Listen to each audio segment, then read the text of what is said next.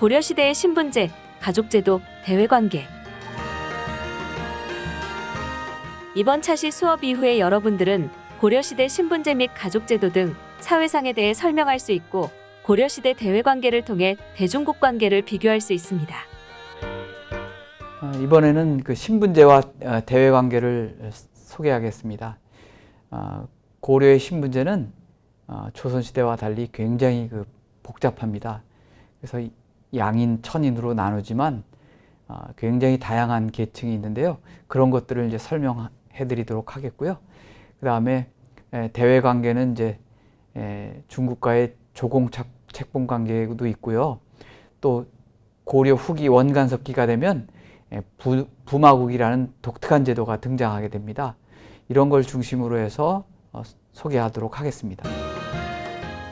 이번 차시 사전 질문입니다. 고려의 향리와 서리는 지배신분층이면서 귀족에 해당한다. OX 중 하나를 골라보세요.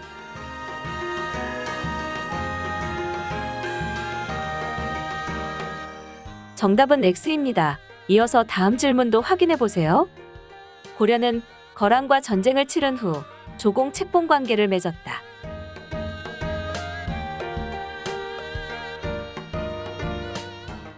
정답은 O입니다. 그럼 고려시대의 신분 제도와 외세의 침입에 관해 좀 더 살펴보겠습니다. 고려의 신분제는 크게 그 양천제와 사서제로 나눌 수가 있겠습니다. 양천제라고 하는 것은요, 자기 자신에 대한 소유권을 갖고 있는 사람을 양인이라고 합니다. 그리고 다른 사람이 그 인격을 소유하면 천인이 되는 거죠. 그리고 한편으로는 그 관인, 벼슬 하는지의 여부와 벼슬 하지 못하는 것에 따라서 나누는데 그것을 이제 사서제라고 합니다. 그런데 양천제, 사서제 모두 그 내부에 속한 계층들이 굉장히 많이 속해 있기 때문에 실제로 그 양천제와 사서제만으로 고려 사회를 설명하기가 어렵기 때문에 조금 더 잘게 쪼개서 신분을 설명하고 있습니다.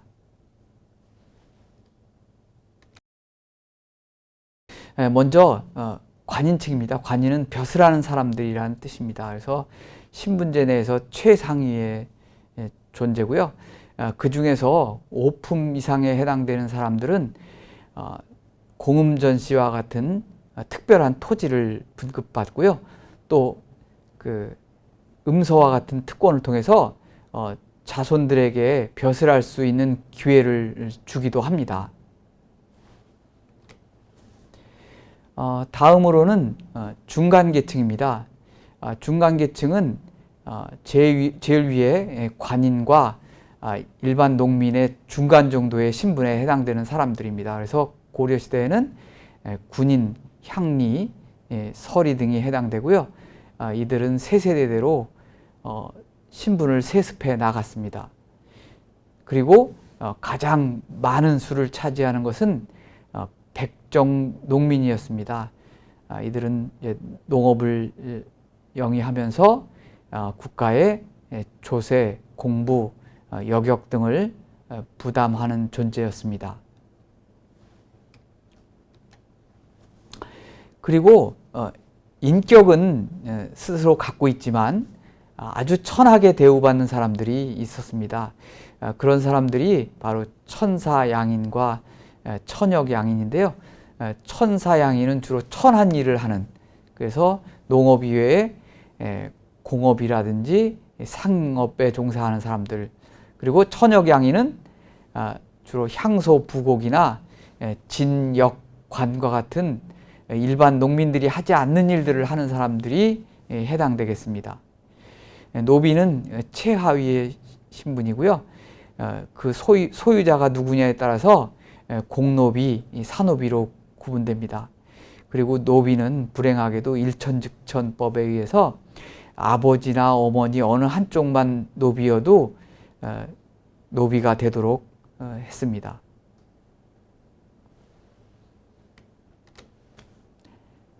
이것은 이제 고려시대의 신분 이동의 사례를 보여주는 것들입니다. 한번 쭉 읽어보시고요. 그래서 고려의 신분제는 원칙적으로 이동 금지다. 그래서 그런데 다만 중간 계층의 경우에 과거나 국가의 공로를 세워서 신분을 상층으로 올리는 경우가 비교적 다수가 있었다.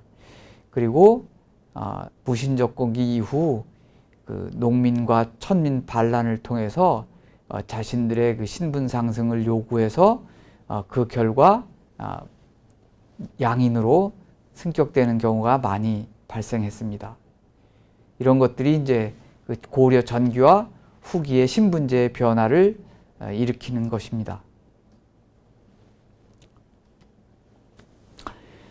다음으로는 가족제도입니다. 가족제도는 양측적 계보관념이라고 해서 아버지 쪽만 자신의 조상이 아니라 아버지 쪽, 어머니 쪽을 모두 자신의 조상이라고 인정하고요. 또 아들과 딸 쪽도 모두 자신의 후손이 될 수 있었습니다. 그러니까 조선시대와는 굉장히 다릅니다. 그래서 국가제도를 운영하면서 상복을 입을 때도 외가 쪽이나 처가 쪽의 상복을 굉장히 무겁게 입는 변화가 일어나게 됩니다. 그리고 고려의 경우에 주로 남자들이 여자의 집에 가서 사는 서류 부가혼이 많았기 때문에 아무래도 처갓집이나 외갓집과의 유대가 굉장히 높을 수밖에 없었습니다. 그리고 고려의 경우에는 재산을 아들, 딸 차별하지 않고 균등하게 상속을 했고 봉양은 딸이 우선했으며 제사를 지내는 데는 아들과 딸이 같은 의무를 가졌습니다. 그렇기 때문에 가족 내에서 여성의 지위가 상대적으로 높았다고 할 수 있겠습니다.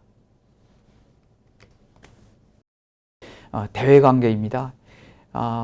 고려가 건국하고 나서 중국에 많은 사신들을 보내서 책봉을 받고자 노력을 했습니다. 그런데 이미 후백제가 있었기 때문에 고려는 상대적으로 이제 어려운 상황에서 중국과의 외교가 진행되었습니다. 통일 후에는 중국의 중원에 있는 후진과 친하고 그 다음에 실제적으로 당시에 군사적 패권을 갖고 있는 거란을 멀리하는 그런 정책을 실시합니다만 거란의 침략을 받고서 송나라와 단교를 하고 거란의 사대를 결정하게 됩니다. 그 이후 문종대에는 거란의 사대를 충실히 하면서 송나라와 사신을 주고받는 소위 이중 외교를 시행하게 됩니다.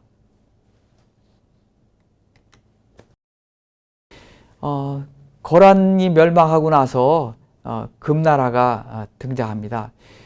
고려는 다시 금나라를 사대하기로 결정합니다. 그 이후 고종대에 금나라가 쇠퇴하고 몽골이 중원을 공격하면서 다시 한반도까지 와가지고요.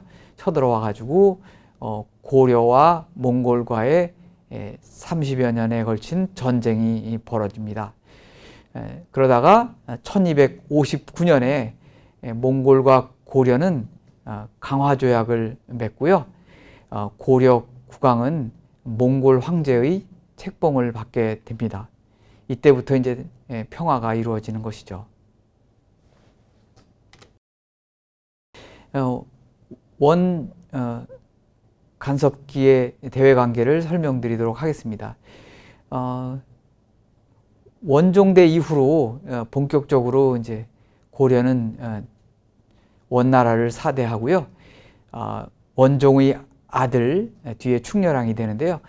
충렬왕이 원나라 황실의 딸과 황실녀와 혼인해서 부마국이 됩니다. 그리고 처음으로 국왕이 몽골에 가서 조회하는 친조를 하게 됩니다. 그 이후 공민왕은 약해져가는 원나라 상황을 보고서 자주성을 회복하기 위한 반원 정책을 실시합니다.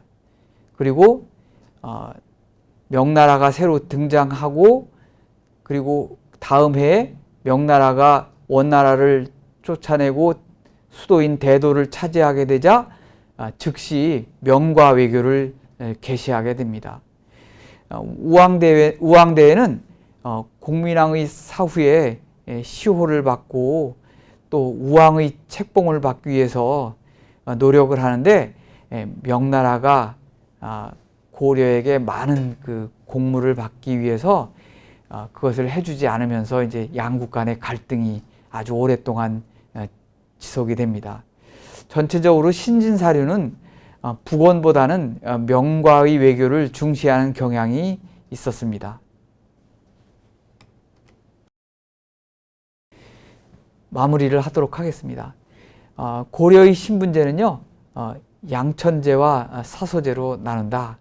그런데 그 양천제라는 것, 사서제가 고려의 실정을 정확하게 보여주기 어렵다. 왜냐하면 이러한 제도를 통해서 지배 피지배 관계 같은 것들을 이해할 수 있어야 되는데 이 양인 내부에 굉장히 많은 계층들이 있거든요.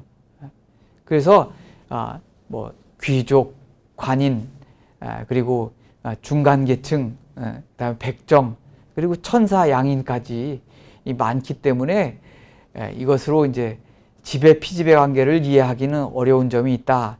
사서제 역시 관인과 관인이 아닌 사람들로 나누게 되는데 그렇게 되면 이제 벼슬하지 못하는 서인층 내에서 뭐 예를 들어서 중간 계층에 해당되는 군인부터 시작해서 농민 등이 다 같은 계층에 속하는데 실제로 특권이나 신분적으로는 많은 차이가 있습니다. 그래서 기본적으로 양천제나 사서제 같은 것들을 이제 원리로 하지만 우리는 세분해서 고려시대의 신분을 이해하는 것이 좋을 것 같습니다. 그리고 고려는 그 이전 신라 골품제 사회와 달리 신분 상승의 여지가 있었다. 예를 들어서 향리들 같은 경우 과거급제를 통해서 고위직에 오르고 또 음서를 이용해서 자신의 가문을 발전시켜서 문벌로 되는 경우도 있었고요. 또 군인의 경우에도 무반이 되어서 최고 지위에 오른다든지 하는 경우도 있었고, 농민, 상층 농민의 경우에는 또 군인으로 중간 계층으로 상승하는 경우가 있었다. 이렇게 이제 고려의 제도는 기본적으로 그 세습을 원칙으로 하지만 상방 유동성이 다소 있었다 하는 것이 특징입니다. 그렇지만 그것이 굉장히 넓게 열려져 있지는 않았습니다. 고려의 가족제도 가운데 특징적인 것이 뭐냐면 계보관념인데요. 계보관념이라는 것은 누구를 조상으로 생각하는지, 누구를 후손으로 생각하는지 하는 것입니다. 그런데 고려는 아버지, 어머니 쪽, 그리고 아들 쪽, 딸 쪽을 모두 조상 또는 후손으로 생각할 수 있었다. 그렇기 때문에 성씨라는 것이 중요한 역할을 하지 않습니다. 조선시대처럼. 그리고 자식의 부모에 대한 중요한 의무인 사후에 제사 지내는 것, 그리고 나이가 들었을 때 봉양하는 의무라는 것이 딸에게도 있었고요.